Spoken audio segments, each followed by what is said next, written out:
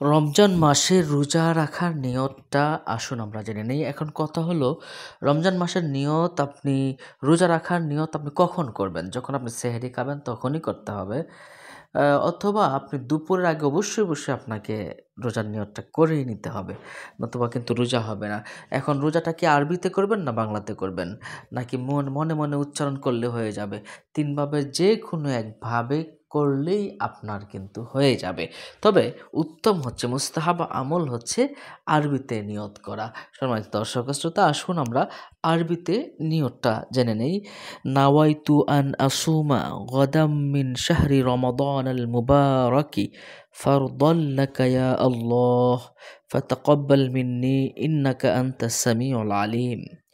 বাংলা উচ্চারণ দিয়ে দিয়েছি দেখুন। নাওয়াইতু আন আসুমা গাদা মিন শাহরি রমাদানাল মুবারাকি ফারদাল লাকা ইয়া আল্লাহ ফাতাকাব্বাল মিন্নি ইন্নাকা আনতাস সামিউল আলিম। এটার বাংলা নিয়ত হলো দেখুন, আমি আগামীকাল পবিত্র রমজান মাসের রোজার নিয়ত করলাম, তা তোমার আদেশ ফরজ, অতএব আমার রোজা কবুল করো, নিশ্চয়ই তুমি মহাজ্ঞানী ও সর্বশ্রোতা। এভাবে কিন্তু করলে আপনার রোজার নিয়ত হয়ে যাবে।